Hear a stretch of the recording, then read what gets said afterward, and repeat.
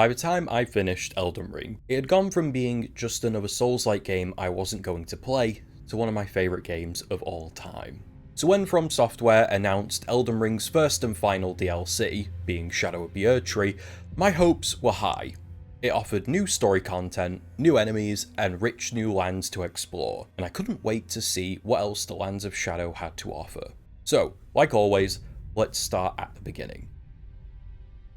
The beginning of Shadow of the Erdtree echoes the opening of Elden Ring, with you stepping out into a vast and beautiful landscape to get subsequently bodied by a high-level enemy 500 yards from the starting area. Oh yeah, now it's starting to feel a bit more like home. I feel like this encounter is designed to say one thing and one thing only, especially to high-level players who may have assumed the DLC would be a cakewalk, like myself, that this is going to hurt. A lot. From Software manages to avoid the issue of high-level players being able to breeze this DLC by incorporating a new leveling system that puts everyone starting Shadow of the Erdtree more or less on equal footing. To do this, they deploy the Shadow Tree Fragments, a new consumable that buffs the player's ability to deal and take damage. Initially, especially to purists who do not feel the need for any extra help, these may seem like merely a suggestion.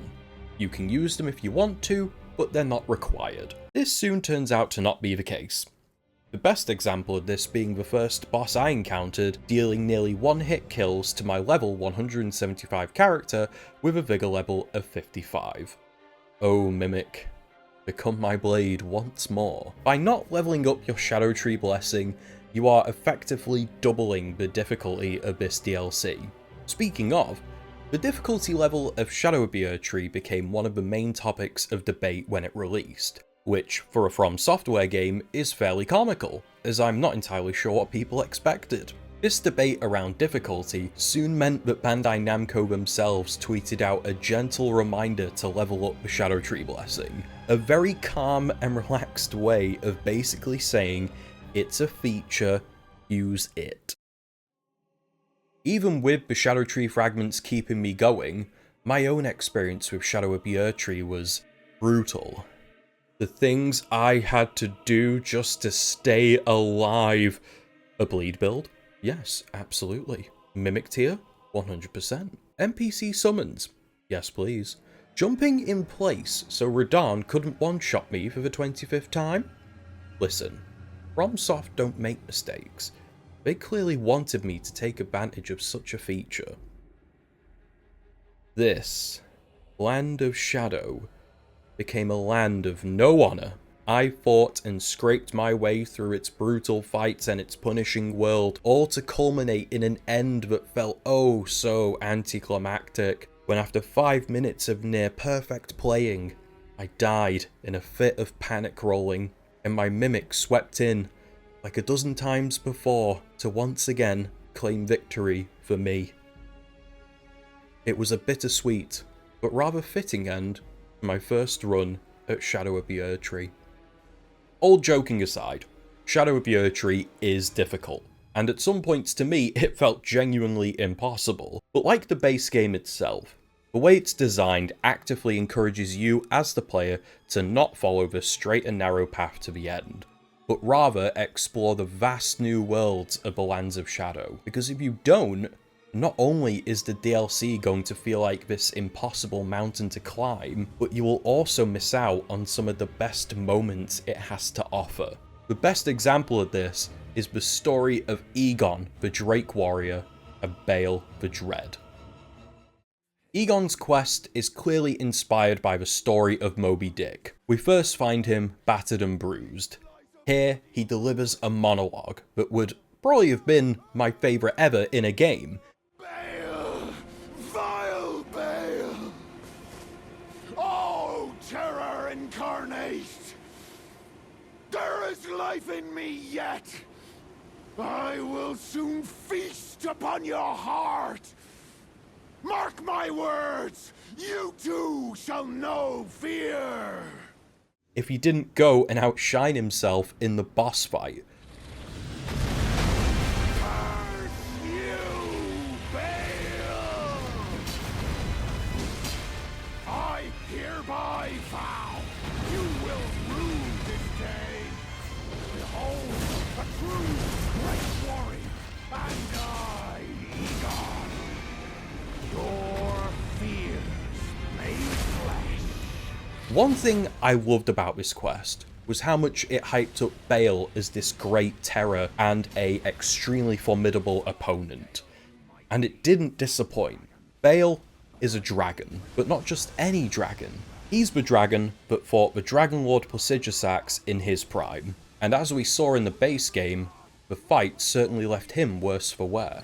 BAYLE, however, came out of it worse. His wings now singed, a leg now missing, and two of Placidusax's disembodied heads are still clamped onto his back from when they last fought. An injured dragon may not seem like much of a challenge until he leaps at you, with a speed that throws any chance of initial fight preparation, fancy word for summoning my mimic, completely out of the window.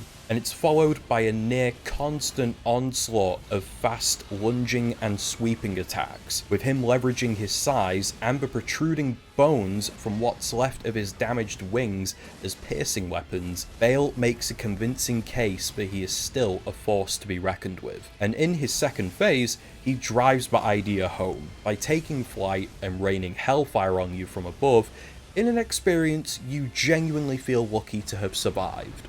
The BAYLE boss fight was probably my favourite out of the entire DLC, which is interesting given that I felt most of the dragon boss fights in Elden Ring, outside of the Dragon Lord, felt very lacking and a little repetitive. BAYLE, on the other hand, is one of the most cinematic experiences I have ever had with a boss fight, from his design being one of the coolest looking I have ever seen in any work of fiction, followed by his moveset, Egon hyping you up in the background, and a soundtrack that brings it all together beautifully to complete an experience that makes this fight one of the best and more memorable of the entire DLC. BAYLE the Dread, you shall haunt me no longer. In direct contrast, there is simply one fight that I did not enjoy. If anything, I outright hated it. It wasn't R'hllana. It wasn't Commander Gaius, who I actually did in 2 tries, humble brag. It wasn't Messmer, and it wasn't even Radahn himself. It was actually the Putrescent Knight. This man is the single most irritating boss I found in this game. So much so, I had to completely change my strategy just to beat him, which may have been the right thing to do, and probably how the game is supposed to be played, but I still took that as a defeat in terms of my pride. This could also be my karma for using a horrendously OP bleed build that, for once, didn't do bits in a fight. Or it could be that I'm simply bad. One of, or both of these statements, could be true. He's got some pretty cool moves, I won't lie. Like, there is one where he separates from his horse and you have to dodge both of them coming at you from 2 different angles. It does feel pretty amazing to successfully dodge on the 3 times I managed to do that. But other moves, if not all of them, are insanely difficult to avoid even with a fast roll. And trying to hit him at many points just didn't happen for some reason.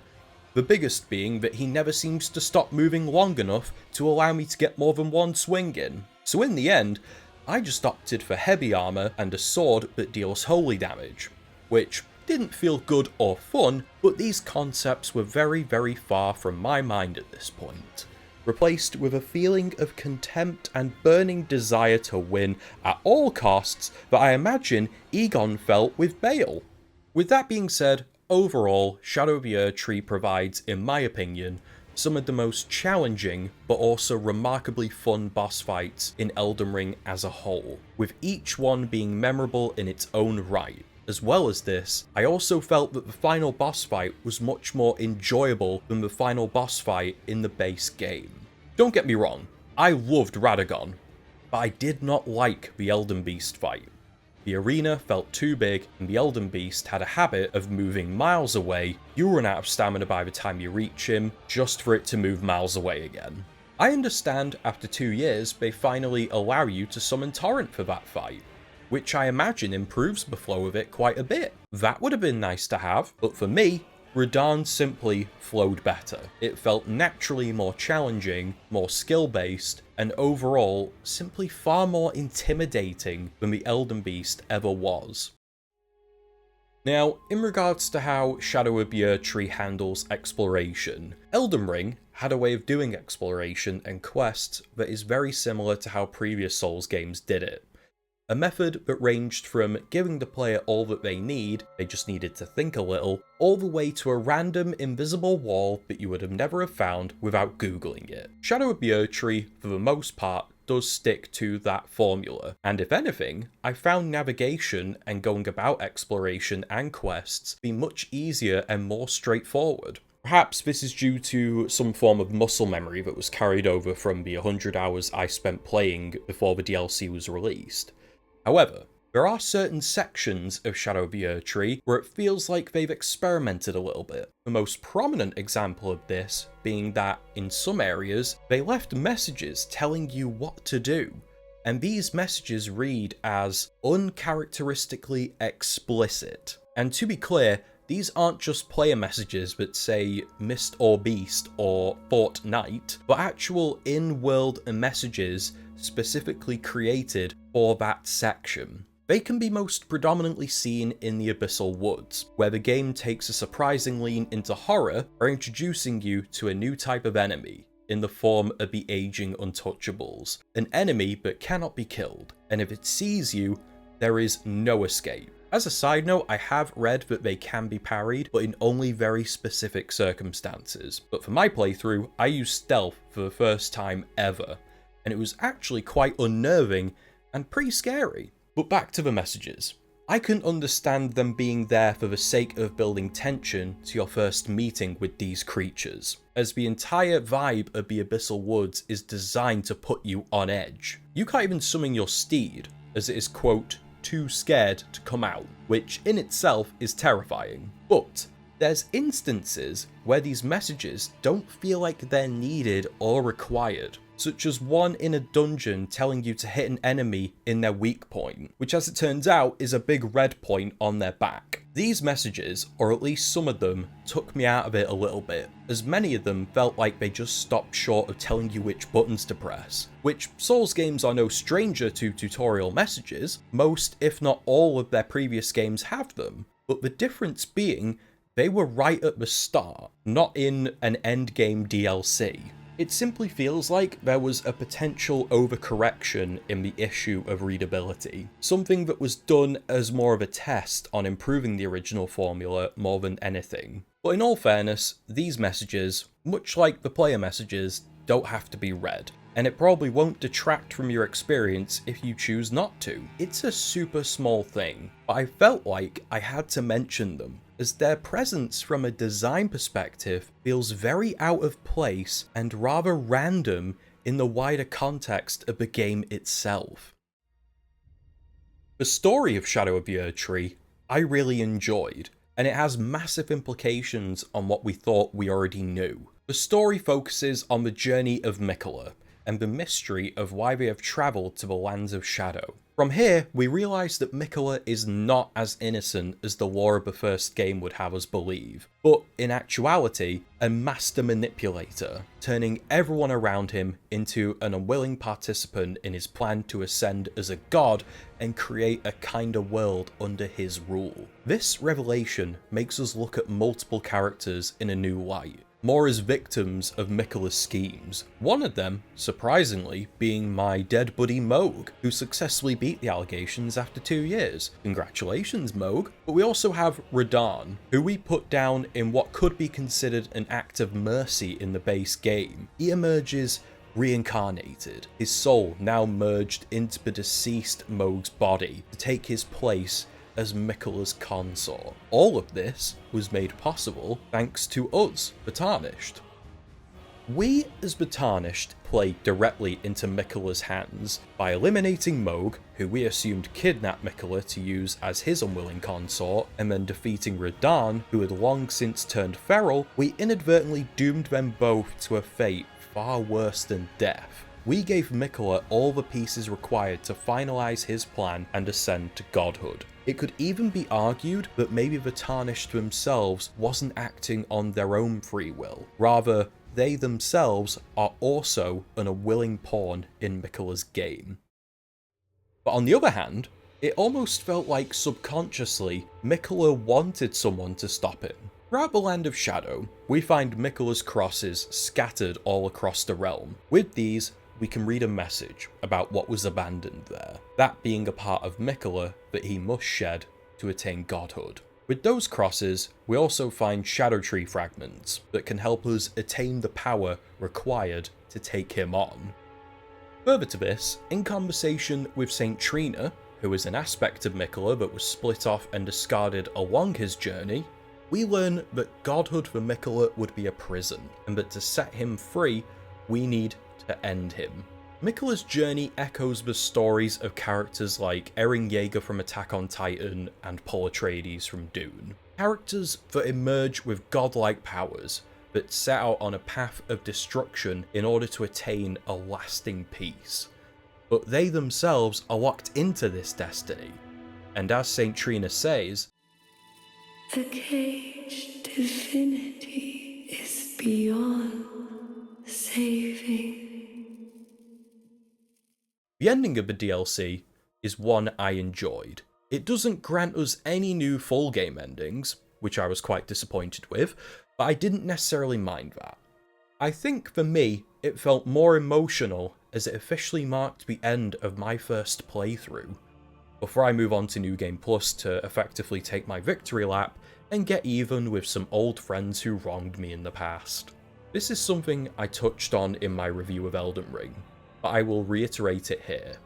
In my opinion, Elden Ring, even Souls games in general, can still be incredibly enjoyable even if you aren't here for the story. Whilst having knowledge of the story does enhance the experience, it's still successfully carried by a gameplay experience that you can only get with From Software games, and Shadow of the Erdtree is no exception. To conclude, I wish that there was more DLC for Elden Ring coming. Shadow of the Erdtree takes the established formula and crafts a DLC that not only is on the level of its base game, but in my opinion is outright better than it. Its map is stunning and surprisingly varied in its environments.